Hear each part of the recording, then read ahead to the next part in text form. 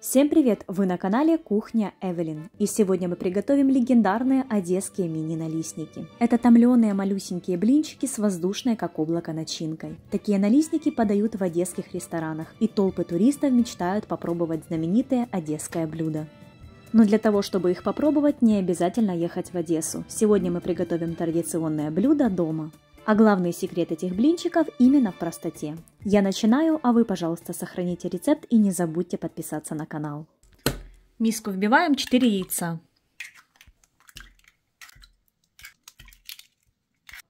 Полторы ложки сахара. Щепотка соли. Пакетик ванильного сахара. И перемешиваем венчиком. Нужно хорошо разболтать яйца.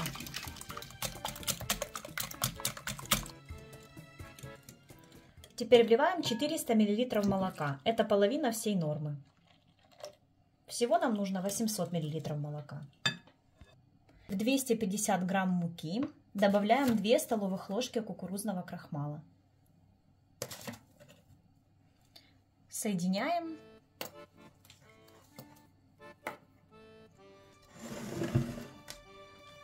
И просеиваем тесто порционно. После каждого добавления вымешиваем, чтобы не было комочков. Молоко я использовала комнатной температуры, но можно прямо из холодильника. Тогда тесто нужно будет постоять не 10 минут, а 20 минут перед жаркой блинов.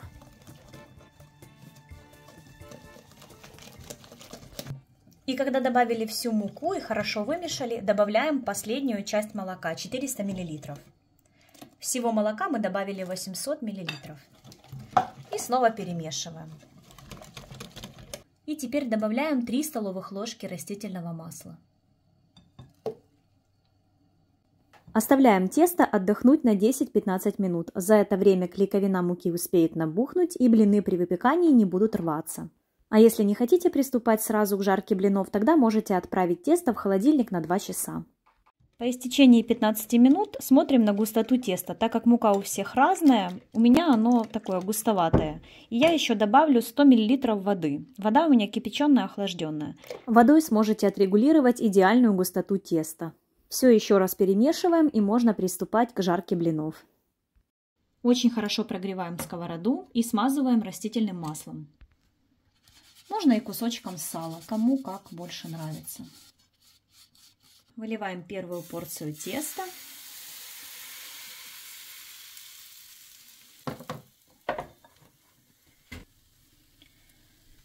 И когда бортики зарумянятся, аккуратно переворачиваем блинчики. Жарятся они очень быстро, с каждой стороны по 30 секунд. Для одесских налистников блины всегда готовятся с добавлением крахмала. Именно благодаря кукурузному крахмалу в тесте блинчики будут очень тонкими, нежными и практически невесомыми. И таким образом обжариваем каждый блинчик. Сколько у нас их получится, расскажу уже в конце. Растительным маслом я смазываю только перед первым блинчиком. Но иногда, если чувствуете, что плохо переворачивается, можно еще раз дополнительно смазать. Диаметр моей сковороды 24 сантиметра.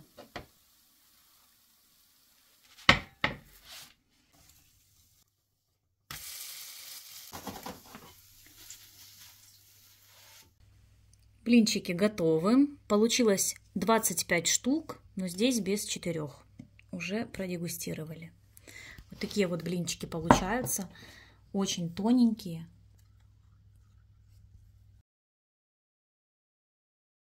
«100 грамм изюма заливаем горячей водой и оставляем его, пока будем готовить начинку.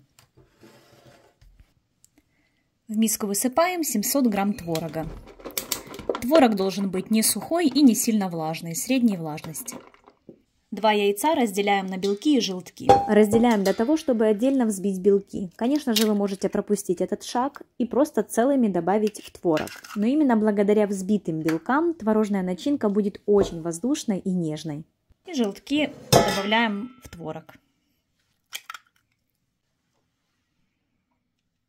Белки пока отставляем в сторону. И в творог с яйцами добавляем ванильный сахар и 3 столовых ложки сахара. У меня ложки поменьше, я добавляю 4,5. Творог взбиваем блендером до мягкого однородного состояния, либо перетереть через сито, а потом смешать с другими ингредиентами. До вот такого вот кремообразного состояния. Переходим к белкам, добавляем щепотку соли и взбиваем их до пены. Чтобы белки лучше взбивались, можно добавить еще пол чайной ложки лимонного сока, либо щепотку лимонной кислоты. Белки добавляем в творог. Аккуратно вмешиваем белки в творожную массу.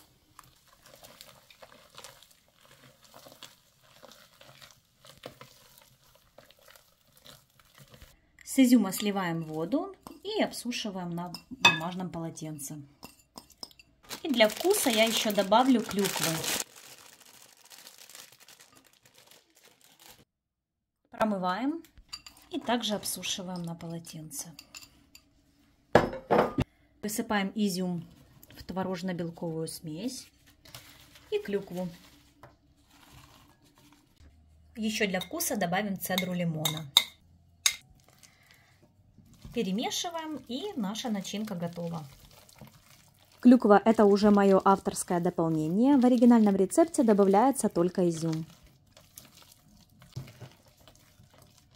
Приступаем к формированию легендарных одесских налистников. Берем блинчик и разрезаем его на 4 части.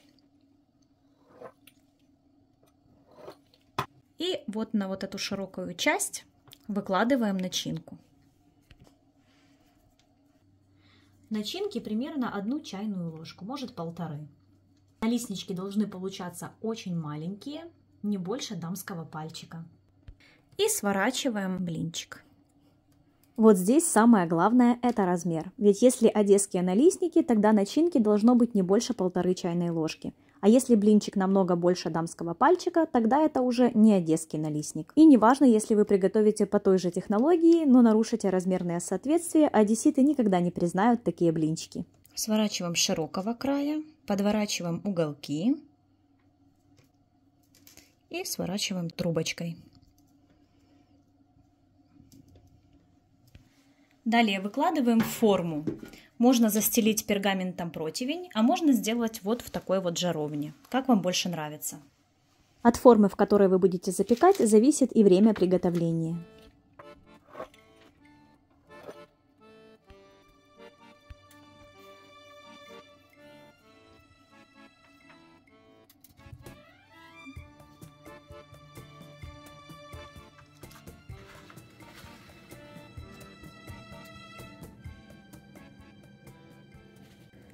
Растапливаем 50-40 грамм сливочного масла и смазываем все блинчики. Нужно смазать, чтобы каждый был полностью в масле. Если у вас будет слоями, то есть небольшая форма и в несколько слоев блинчики, тогда смазывайте каждый слой блинчиков.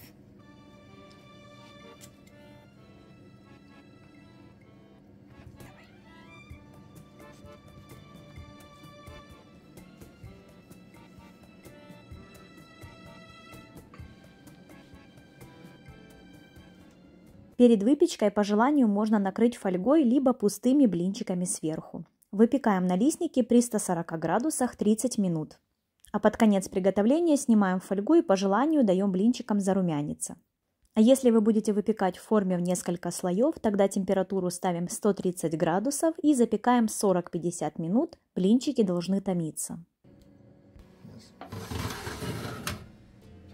Одесские налистники готовы. Под конец я специально их немного зарумянила, так как мне больше нравится с румяной корочкой. Но это не обязательно, главное, чтобы они за время выпечки хорошо протомились. Хоть это и кропотливая работа, но результат превзошел все мои ожидания. Ароматные мини-налистники с воздушной творожной начинкой, с изюмом и клюквой в тоненьких румяных блинчиках. Это божественно вкусно!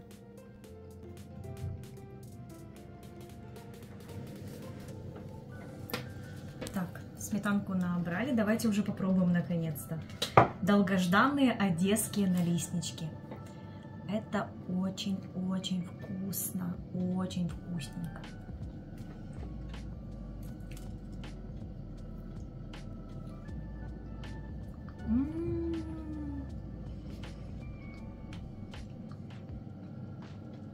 с клюквой это еще что-то новенькое. Очень вкусно. Ну, я даже не знаю, как это описать. Это невероятный вкус. Обязательно попробуйте приготовить. Оператор, пора попробовать. Ну как? Ну, прикольно.